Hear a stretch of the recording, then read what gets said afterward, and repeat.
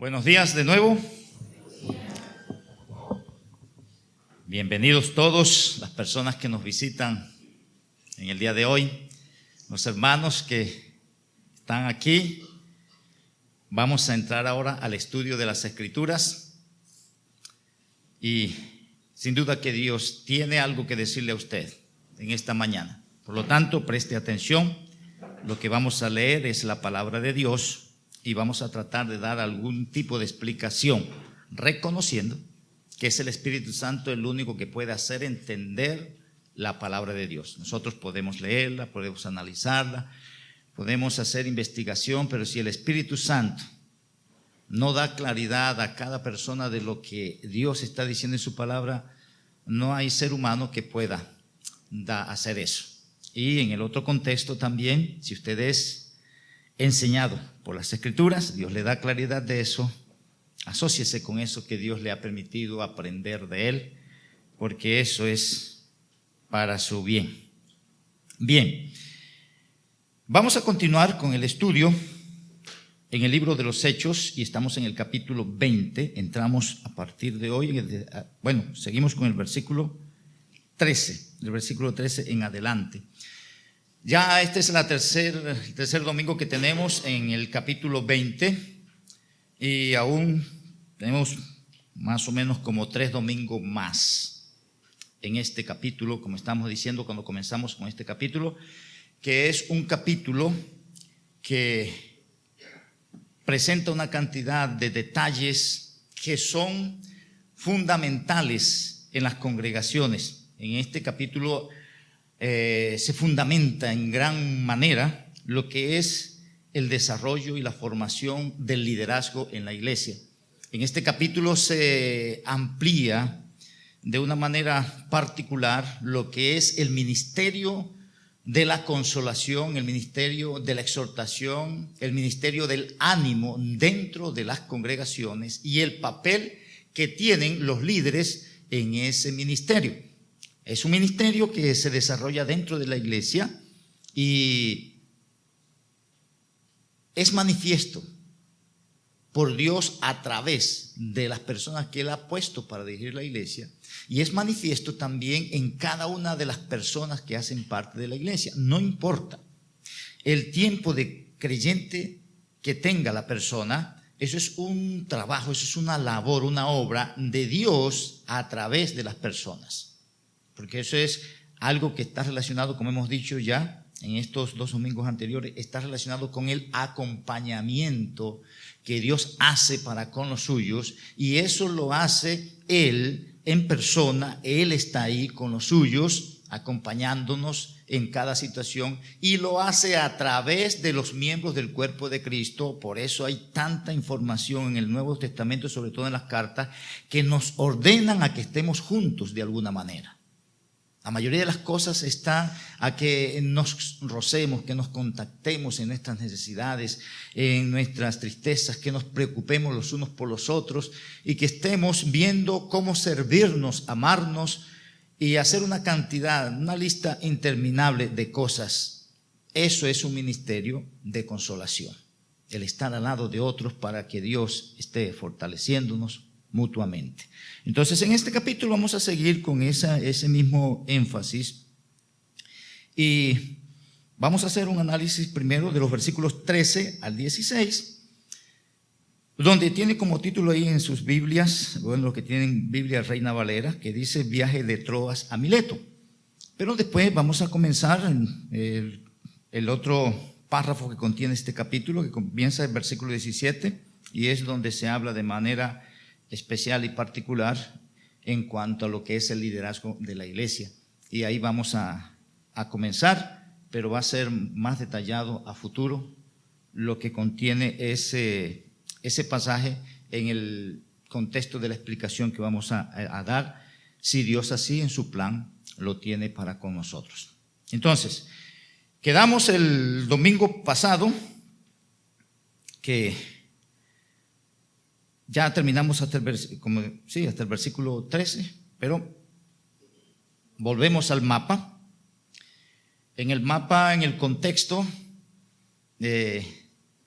Lo que sucedió el domingo pasado fue en Troas, la ciudad de Troas, pero vamos a recordar cuál viene el itinerario que está trayendo el apóstol Pablo con sus compañeros de ministerio. Y nosotros, pasados los días de los panes sin levadura, navegamos de Filipos y en 5 días nos reunimos con ellos en Troas. Entonces en Troas fue que pasó este asunto de Eutico y la resurrección de Eutico y todo lo que Pablo hizo ahí, de tal manera que hubo una consolación grande. Así termina el párrafo anterior, que fueron grandemente consolados.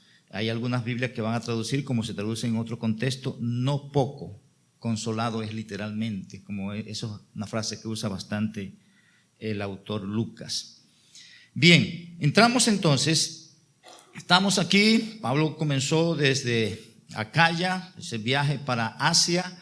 Él se va por Macedonia porque él quería ir para Jerusalén por mar, pero con todas las acechanzas que Dios le permitió entender o saber que estaban, él decidió devolverse y hace la ruta de regreso por Macedonia. Entonces llega ahí a Troas. En Troas sucede lo que ya hemos visto y entramos ahorita, versículos 13 al 16, viaje de Troas a Mileto. Nosotros, adelantándonos y embarcándonos, navegamos a Asón para recoger allá a Pablo, ya que así lo había determinado, queriendo él ir por tierra. Cuando se reunió con nosotros en Asón, tomándole a bordo, vinimos a Mitilene. Navegando de allí, al día siguiente llegamos delante de Quío, y al otro día tomamos puerto en Samos, y habiendo hecho escala en Trogilio, al día siguiente llegamos a Mileto. Porque Pablo se había propuesto pasar de largo a Éfeso para no detenerse en Asia, pues se apresuraba por estar el día de Pentecostés, si le fuese posible, en Jerusalén. En ese texto uno lo ve y uno dice que se puede explicar de ahí, que se puede decir de ahí de ese texto. Sin embargo, eso está ahí, y si estamos haciendo un estudio, versículo a versículo, pues hay que mirar, porque si Dios puso esos textos ahí y usó los términos que usó ahí, algo tiene que estar diciendo de parte del Señor, porque eso no está por casualidad. Y todas las cosas en la palabra de Dios tienen una razón de ser. Y en ese contexto, entonces, es posible que no sea mucho lo que podamos decir, pero si Dios colocó eso ahí, uno pudiera mirar, bueno, Dios está interesado en que nosotros entendamos que la iglesia primitiva y sus líderes tenían un plan ordenado de lo que iban a hacer. No estaban haciendo las cosas así, lo que saliera en el camino, sino que tenían un cronograma de actividades, tenían un itinerario en sus viajes, en sus rutas, las tenían bien establecidas, bien organizadas. Y eso habla de una iglesia organizada, una iglesia estructurada, una iglesia que tiene un rumbo por el cual seguirse y que tiene unas metas, lugares y propósitos definidos para hacer. Eso nos dejan ver ese texto. Y otros detalles más que están relacionados. De pronto ha habido siempre dificultad en el desarrollo de la iglesia en el contexto de cotejar o acotejar algunas cosas de los datos que están en las Escrituras con el contexto de la ciencia, con el contexto de la historia. Pero mientras más pasa el tiempo, en los hallazgos arqueológicos, las excavaciones, se han descubierto muchas cosas que la Biblia dice, pero que muchos reclamaban, bueno, la Biblia habla de este nombre, habla de esta ciudad, ¿dónde está esa ciudad? Eso nunca ha salido. Entonces Dios ha ido descubriendo esas cosas y eso va dando fortaleza. Eso va fortaleciendo la fe de muchas personas y se usa como argumento en el contexto de la apologética, para darle respuestas a algunas personas, a científicos y otras personas que ellos mismos, aún haciendo sus investigaciones y viendo por qué la Biblia dice esto si eso no existe, se han ido descubriendo muchas cosas en ese sentido. Entonces ahí va presentándose esas cosas. En el otro contexto también, muchas de las personas, los personajes famosos en esa época eran de estos lugares, sobre todo los filósofos. Y vamos a ver que ahí algunos de los filósofos que uno ha escuchado, uno no sabe de dónde son, pero aquí de muchos de los que, algunos de los que conocemos nosotros, vienen de estas islas o de estas ciudades que son mencionadas ahí. Entonces tiene una razón de ser eso que está escrito ahí. Eso es usado en algunos contextos, como estamos diciendo, para dar claridad a algunas personas a las bases de la fe, las bases históricas, las bases científicas que la Biblia misma presenta y que certifica muchas de las cosas. Es decir, que hay muchas de las cosas que algunos están descubriendo y piensan que están inventando, pero ya la Biblia ya lo ha dicho hace muchos siglos y eso está ahí claro. Entonces eso le da ánimo al creyente de que nosotros no estamos pisando en terreno resbaladizo si estamos fundamentados en las Escrituras, estamos bien parados. Estamos bien cimentados en lo que Dios está diciendo. Aun cuando hay cosas que de pronto no están concretas, no están claras, o que si los científicos no lo han confirmado, no necesitamos la confirmación de ninguno. Si Dios lo está diciendo, así es.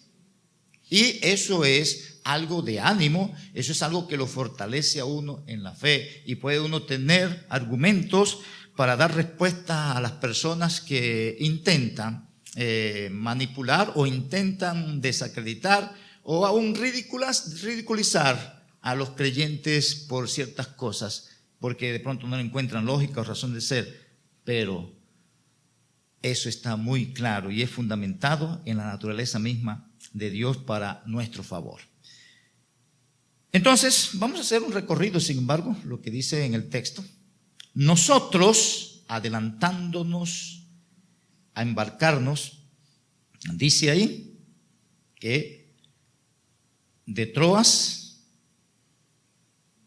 nosotros adelantándonos a embarcarnos, navegamos de Asón para recoger allí a Pablo.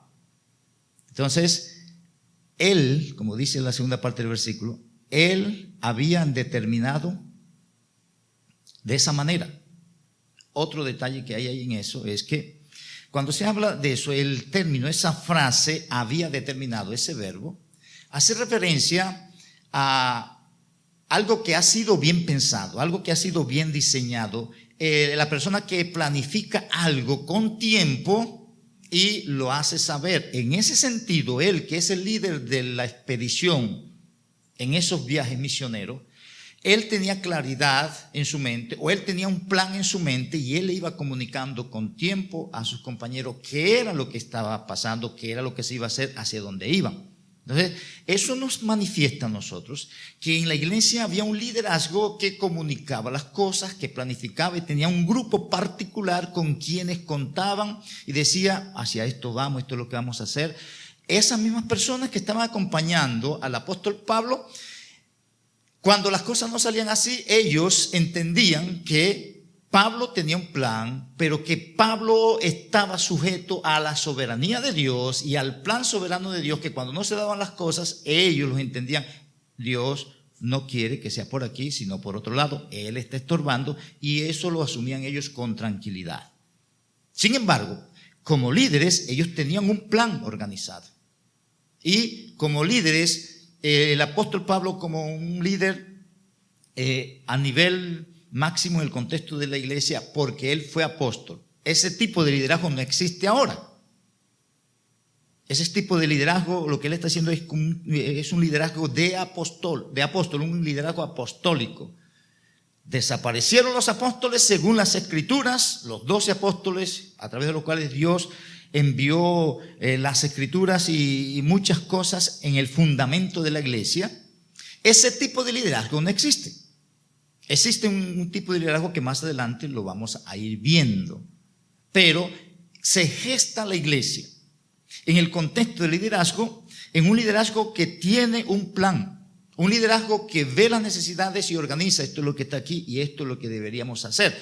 Hay que ir a tal parte y delegan, va allí fulano, mengano. Y es un liderazgo que tiene una cantidad de personas al lado, como estamos viendo. Ahí se habla de los nombres que están al lado del apóstol Pablo. Entonces, eso está ahí en ese texto. Navegamos a Asón para recoger allí a Pablo, ya que así se había propuesto, queriendo él ir, dice ahí, por tierra. En ese contexto, las razones por las cuales él se quiere ir por tierra, hay muchos que intentan argumentar La Biblia nos da con claridad, no dice nada porque se va a ir por tierra. Entonces algunos dicen, bueno, de pronto él quiere quedarse un tiempo con las personas ahí, a decir, a hablar algo en particular con los hermanos ahí en Troas, y de pronto el barco ya debe irse, pero él todavía está. De pronto no alcanza a embarcarse, pero prefiere irse a pie y atender esto, y los otros que se vayan en el barco. Esos son opiniones. Cualquier cosa que se diga ahí son opiniones. Hay otros que dicen no, que él prefiere irse a pie porque él quiere una soledad, y en esa soledad orar y meditar, cosas. Eso es algo que se argumenta, no lo dice el texto. Para eso cada una de esas cosas tiene sus objeciones. Sin embargo, ahí también se aclara que él tiene un deseo y él hace todo lo posible por cumplir ese deseo. Como hemos visto anteriormente, él planifica y él dice, yo quiero hacer esto, pero de repente, en muchas partes dice, he hecho esto y me ha sido estorbado. En otras partes el Espíritu Santo me ha dicho, no, por ahí no, es por aquí. Con fulano no, sino con prensejo.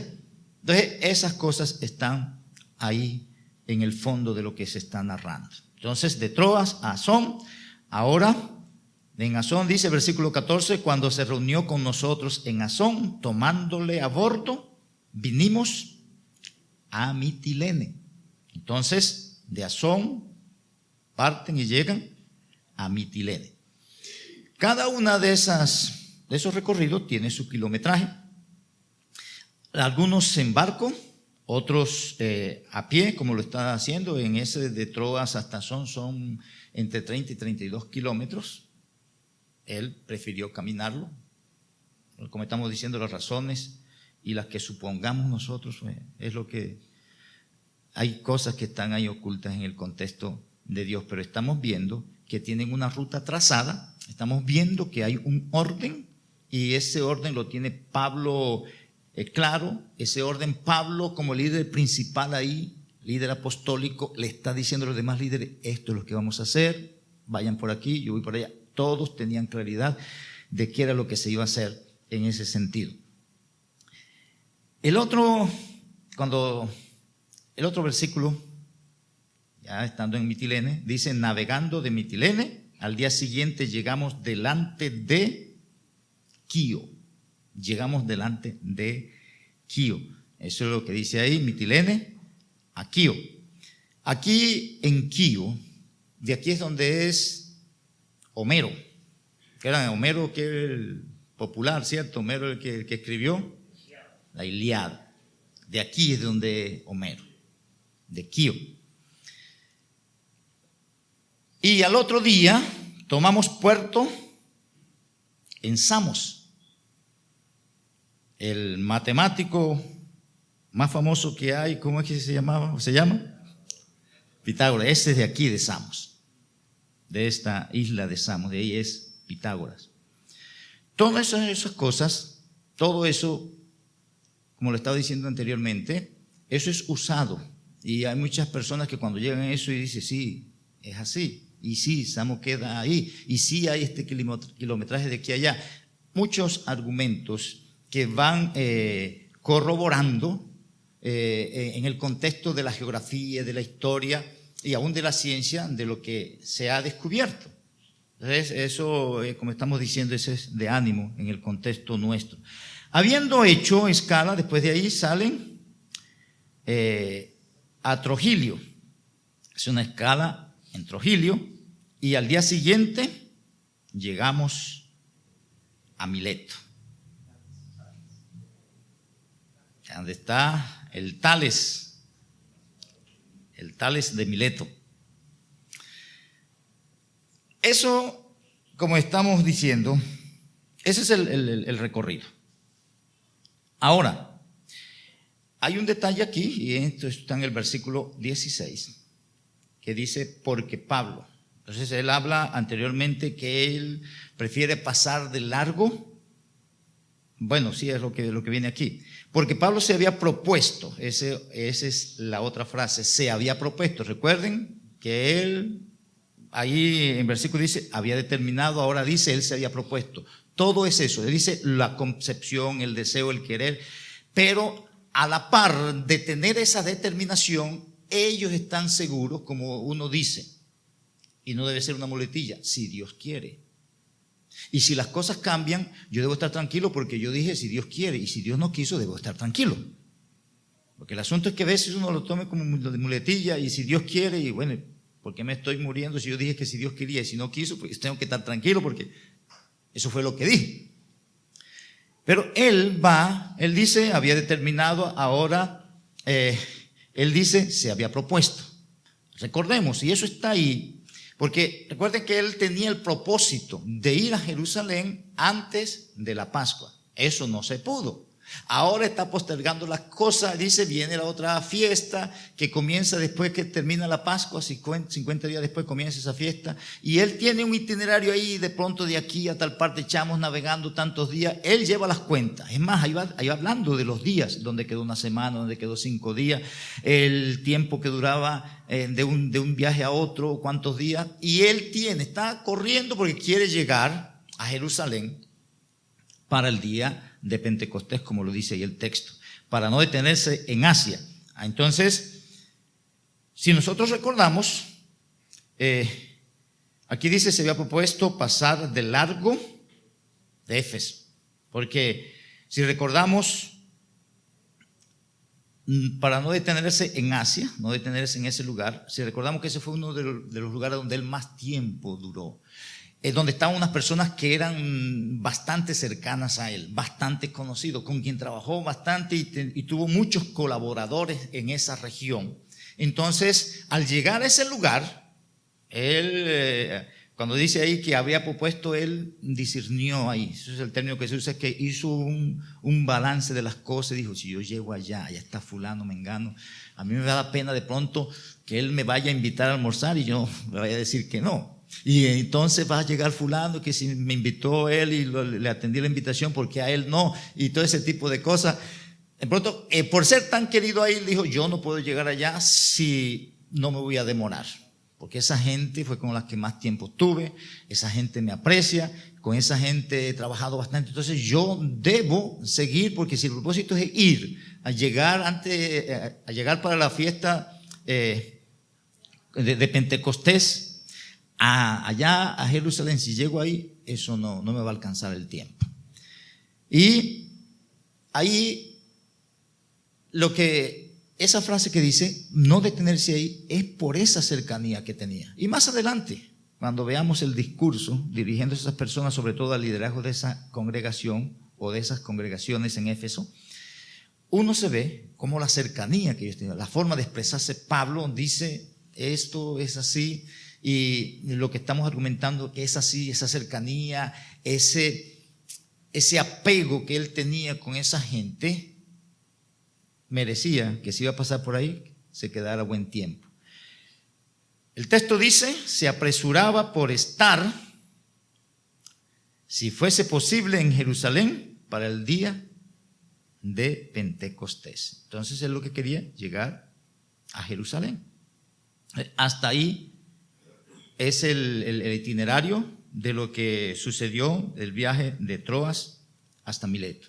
Entonces, recordemos, esta porción nos deja a nosotros un poco de confirmación de que la iglesia en sus comienzos era una iglesia organizada, que había un liderazgo establecido, y ese liderazgo tenía planes organizados, tenía metas establecidas, propósitos claros, sin duda de acuerdo a lo que Dios tenía trazado. Ese liderazgo en sus programas, en su organización, concebían las cosas, se proponían, de pronto hay cosas, vamos a hacer esto, Dios decía que no era por ahí, pero ellos tiraban por otro lado, Dios le iba dando claridad. Y en el contexto nuestro, no tenemos que estar dando tantos tumbos en una y otra cosa, porque en ese contexto donde está estas personas no tenían el Nuevo Testamento como nosotros ahora lo tenemos.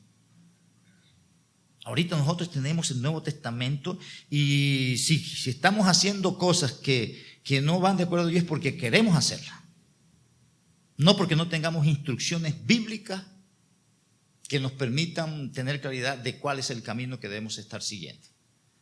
Y en ese contexto es lo que estamos tratando de enfocarnos, y es la responsabilidad del liderazgo en ese sentido, como hemos dicho también, de presentar las Escrituras y motivar a los creyentes a que se conduzcan conforme a las Escrituras. Y otra vez, porque si no, ¿para qué estamos aquí? Si no, ¿para qué estudiar las Escrituras? ¿Para qué? Para conocer más y saber que esto es así. Eso es para los cambios en la vida de las personas. Si no, deberíamos abandonar eso, porque entonces, ¿qué otro sentido tiene? No lo tiene. Que nos volvamos de pronto activistas, algo, sí, me gusta la compañía de la gente y por eso voy a los cultos. Y como estamos viendo, es mucho más que eso, muchísimo más que eso. Y debemos apuntar hacia allá, porque eso es lo que está apuntando los textos mientras más los leemos. Hacia eso están apuntando los textos. Entonces, viene el párrafo voy a leerlo, voy a introducir algo y lo dejamos para la próxima, porque ahí hay unos detalles que voy a leer unos textos mayormente para que nos ubiquemos en lo que viene de aquí en adelante.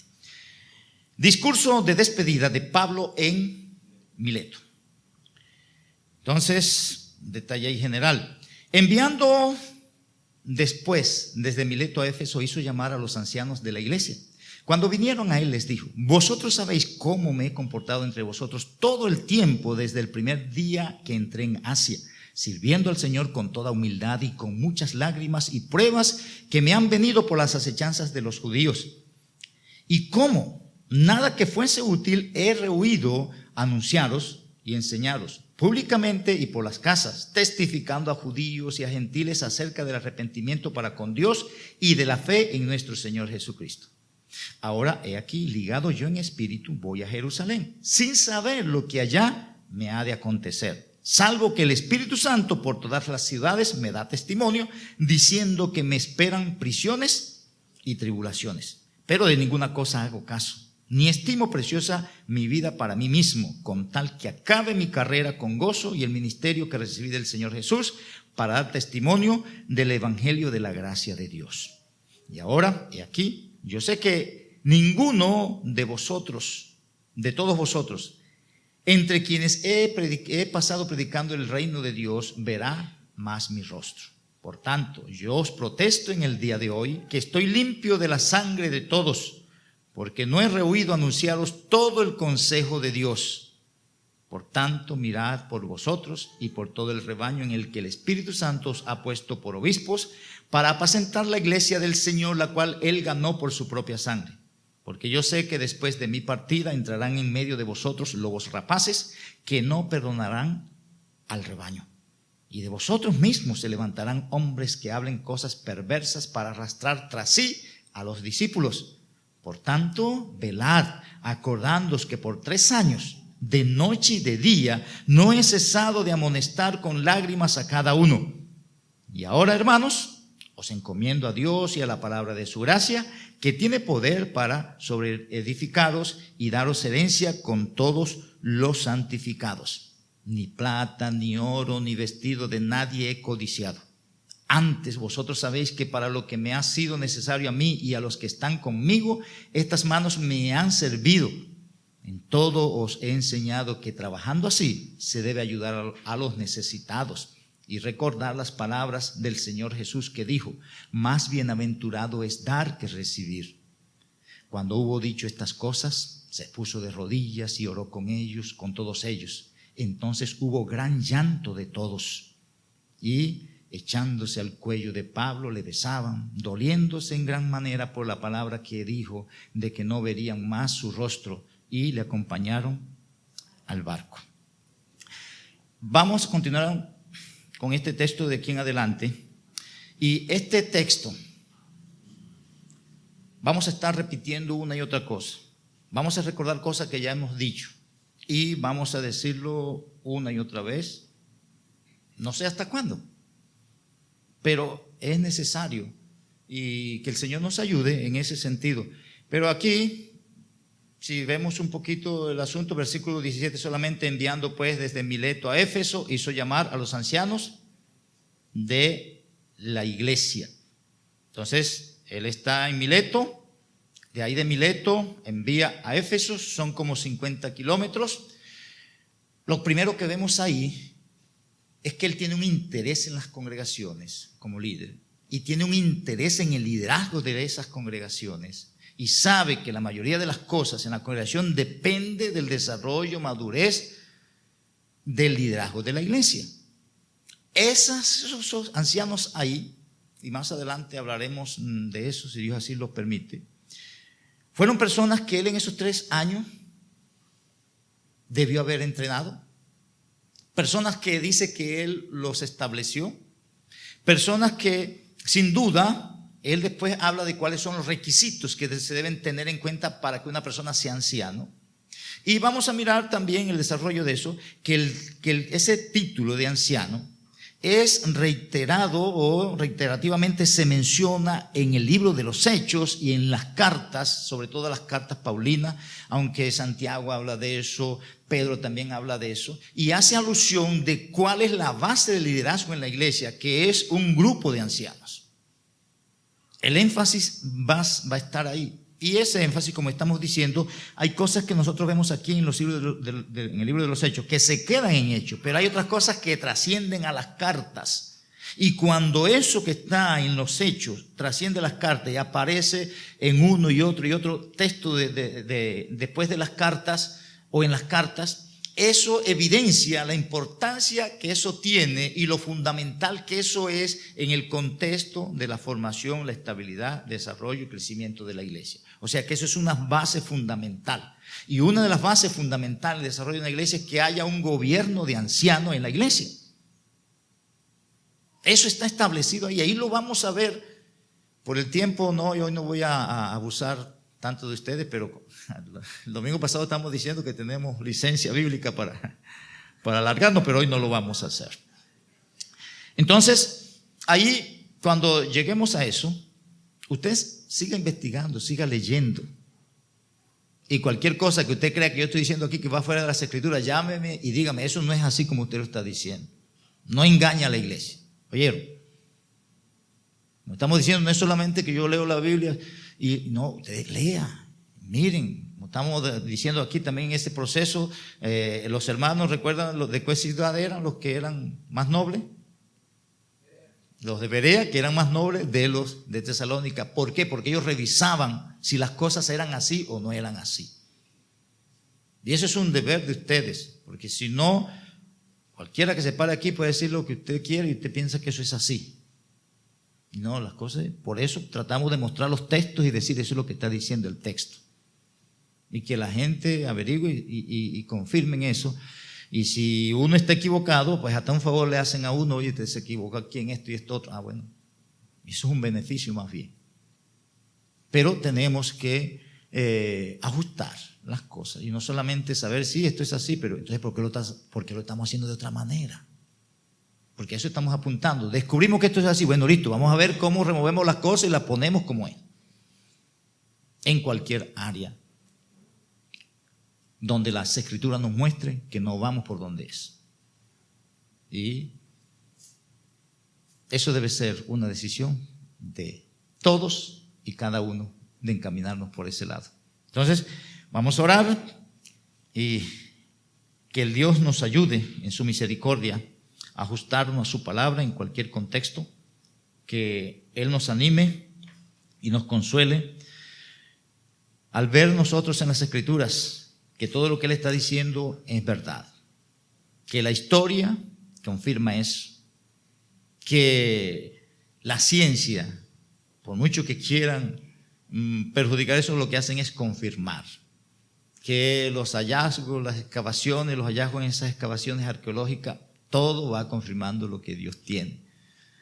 Y que si Dios dice que la iglesia en su comienzo era una iglesia bien organizada, con un grupo de hombres que la conducían, bien establecidos, nosotros tenemos muchos privilegios por ese lado y debemos abrazar eso, defenderlo y someternos a ellos, porque eso es lo que Dios está diciendo.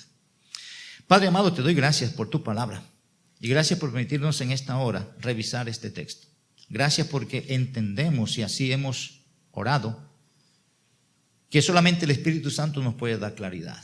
Según la claridad que le has dado, Señor, en esta mañana a cada uno de los que están aquí recibiendo esta instrucción, haz que cada uno hagamos la decisión correspondiente, la aplicación particular en el caso en el cual nos encontramos.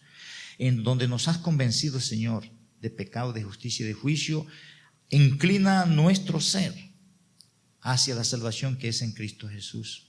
En cualquier otro contexto, permítenos disfrutar del ánimo de reconocer que tu palabra nos fortalece en cualquier contexto de nuestras vidas. Gracias porque en tu nombre estamos, Señor. Y gracias porque tú eres fiel y tú usas tu palabra para edificarnos. En el nombre de Jesucristo, gracias. Amén.